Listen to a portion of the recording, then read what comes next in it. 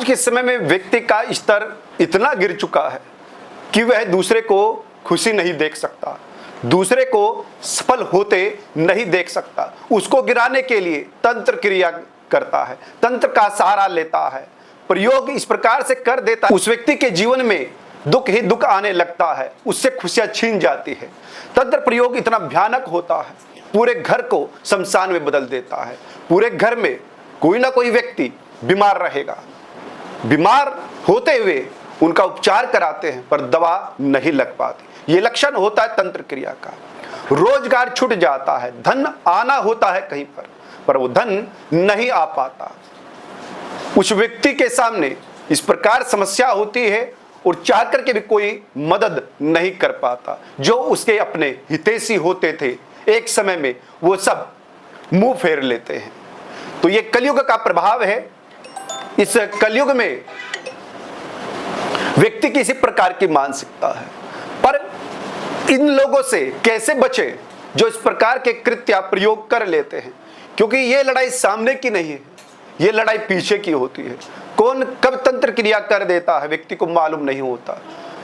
स्वयं को भी तब पता लगता है जब उसकी सब स्थिति डगमगा जाती है और वो महसूस करता है कि ऐसा कभी जीवन में नहीं हुआ जैसा अब हो रहा है मेरे साथ। तब उसको लगता है या किसी विद्वान आचार्य से जानकारी प्राप्त होती है कि तंत्र क्रिया घर में किया हुआ है। शत्रु का तब भी पता नहीं लग पाता, करने वाला शत्रु भी हितैषी ही होता है कई बार और अंदर खाने शत्रुता भाव रखता है।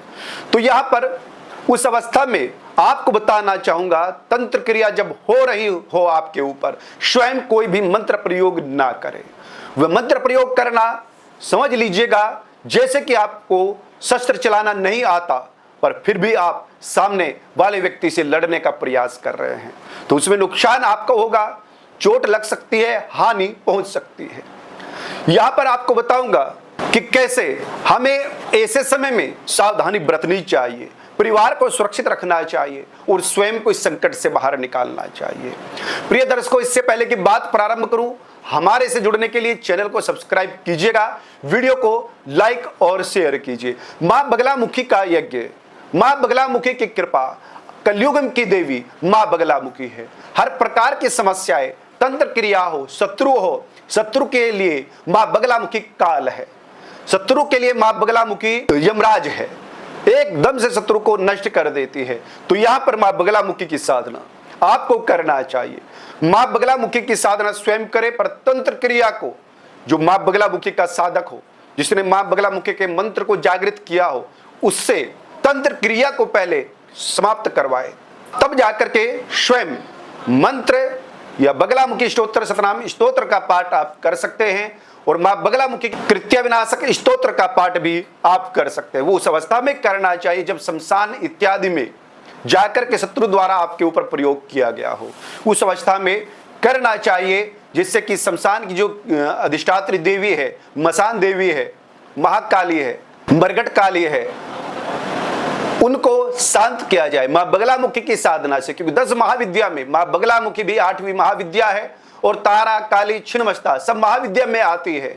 धूमावती शमशान की देवी है, वह भी महाविद्या में 7वीं विद्या है, इसलिए और सभी स्वरूप मां सती का है। तो आप मां बगलामुखी से जब प्रार्थना करते हैं तो शत्रु की बुद्धि नष्ट हो जाती है, शत्रु की वाणी बंद हो जाती है, शत्रु आपके प्रति गलत विचार नहीं रखेगा, तंत्र क्रिया प्रयोग नहीं करेगा।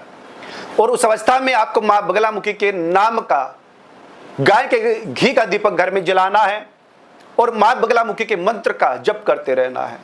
पीली सरसों, हल्दी, पीली हड़ताल, गूगल, शिंदा नमक, नीम के पत्ते, ये सब सामग्री मिलाकर के इसकी धुनी आप घर में देते रहें। ऐसा आप करते रहेंगे और विद्वान आचार्य से, मां बगलामुखी साधक से पूजा घर में कराइए, तब जाकर के विधिवत आप ये पूजा करेंगे तो आपकी रक्षा हो सकती है। अधिक समय तो आप स्वयं निपटने में इन समस्याओं से समय निकाल देते हैं कि ये स्तोत्र पढ़ लेता हूं तो मैं तुरंत ये समाप्त हो जाएगी। नहीं, वो शक्ति, दूषित शक्ति आपके ऊपर अटैक कर देगी, कोई बड़ी दुर्घटना, कोई बड़ी धनहानि घर में हो जाएगी अगर ऐसा आप करते हैं। गुरु के मार्गदर्शन में ही तंत्र क्रिया को करना चाहिए। आप जो पौष्टिक प्रयोग हैं उनको आप कर सकते हैं। पौष्टिक अर्थात धन लक्ष्मी ऐश्वर्य को प्रदान करने वाले मंत्र को आप जप सकते हैं। वो उनके द्वारा आपको कोई कष्ट नहीं होता, पर अभिचारिक क्रम में आप बिल्कुल भी कोई प्रयोग ना करें बिना गुरु के मार्गदर्शन में। आज के लिए इतना ही। तंत्र क्रिया प्रयोग इत्यादि घर में किया हो तो गुरु के मार्गदर्शन में ही आपको जप करना चाहिए, महायज्ञ करना चाहिए। सर्वप्रथम गुरु से आज्ञा लेकर के, गुरु से उपाय करा करके। आज के लिए इतना ही। हमसे जुड़ने के लिए चैनल को सब्सक्राइब कीजिए, वीडियो को लाइक और शेयर कीजिए। जय माई की।